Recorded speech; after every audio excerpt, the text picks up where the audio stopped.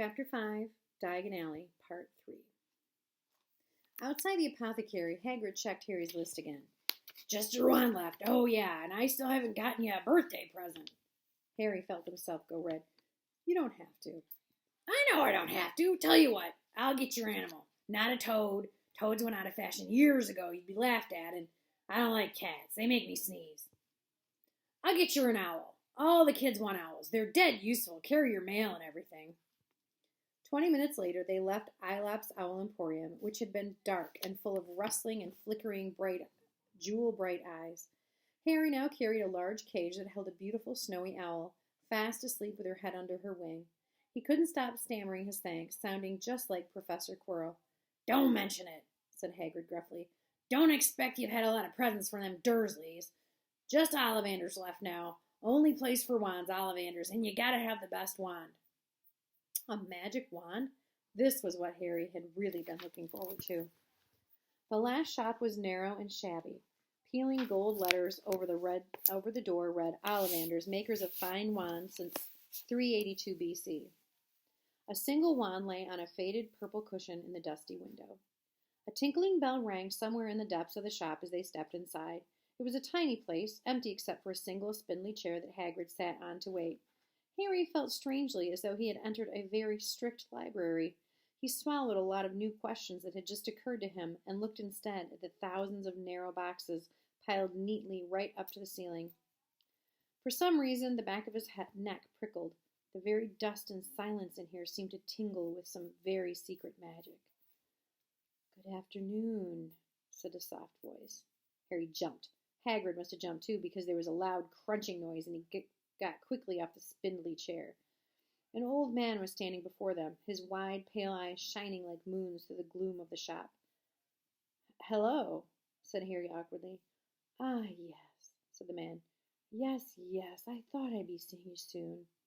Harry Potter. It wasn't a question. You have your mother's eyes.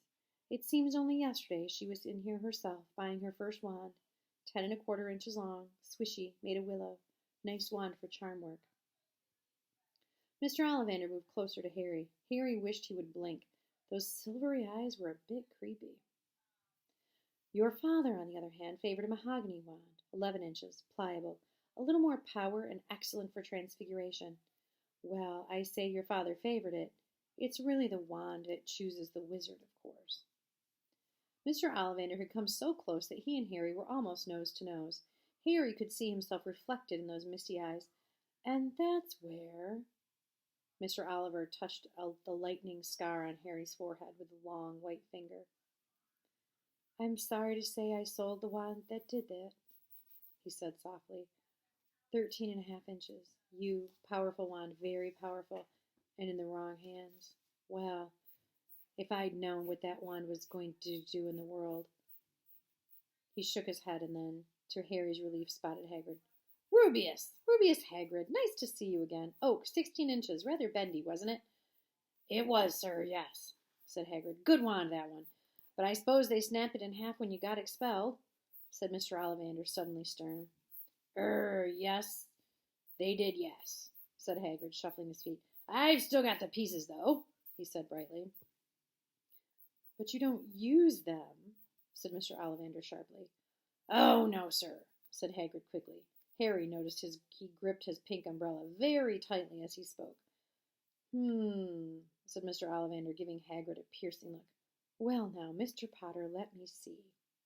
He pulled out a long tape measure with silver markings out of his pocket. Which is your wand arm?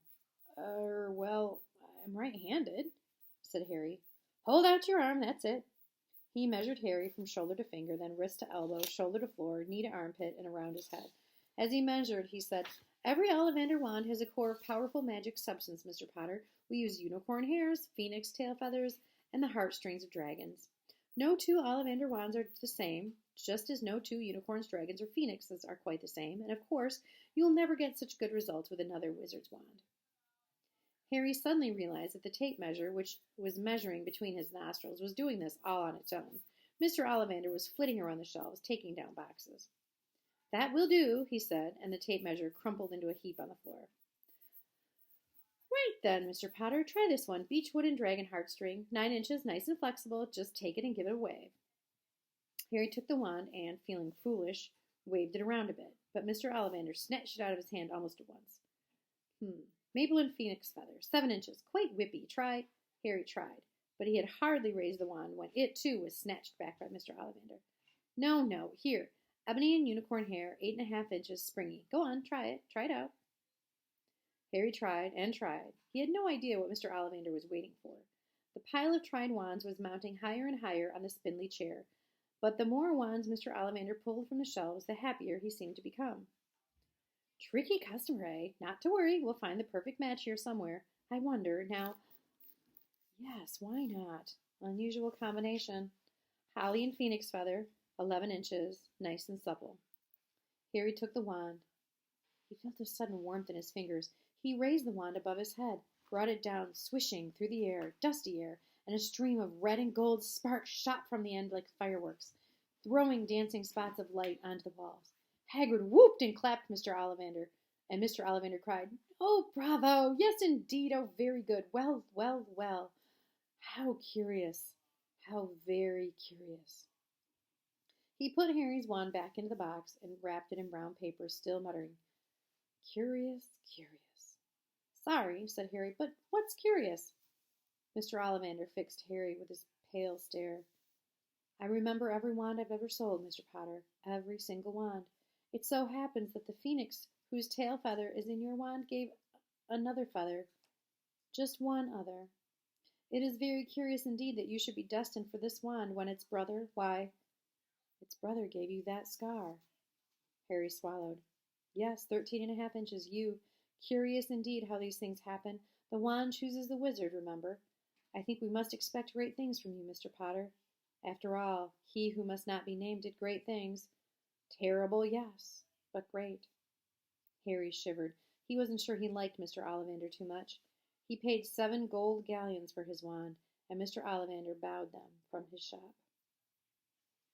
The late afternoon sun hung low in the sky as Harry and Hagrid made their way back Diagon Alley, back through the wall, back through the leaky cauldron, now empty.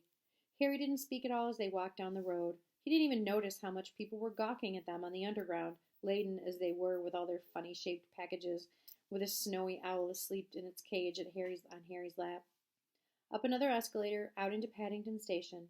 Harry only realized where they were when Hagrid tapped him on the shoulder. "Got time for a bite to eat before your train leaves," he said. He bought Harry a hamburger, and they sat down on plastic seats to eat them. Harry kept looking around. Everything looked so strange somehow. "You all right, Harry? You're very quiet," said Hagrid. Harry wasn't sure he could explain. He had just had the best birthday of his life, and yet... He chewed his hamburger, trying to find the words. "Everyone thinks I'm special," he said at last. "All those people in the leaky cauldron, Professor Quirrell, Mr. Ollivander, but I don't know anything about magic at all. How can they expect great things? I'm famous, and I can't even remember what I'm famous for. I don't know what happened when the night my parents died." Hagrid leaned across the table. Behind the wild beard and eyebrows, he wore a very kind smile. "Don't you worry, Harry. You'll learn fast enough. Everybody starts at the beginning at Hogwarts. You'll be just fine. Just be yourself. I know it's hard. You've been singled out, and that's always hard. But you'll have a great time at Hogwarts. I did. Still do, as a matter of fact." Hagrid helped Harry onto the train that would take him back to the Dursleys, and then handed him the envelope. "Your ticket for Hogwarts," he said. "1st of September. King's Cross. It's all on your ticket. Any problem with the Dursleys, send me a letter with your owl. She'll know where to find me. See you soon, Harry." The train pulled out of the station. Harry wanted to watch Hagrid until he was out of sight. He rose in his seat and pressed his nose against the window. But he blinked, and Hagrid had gone.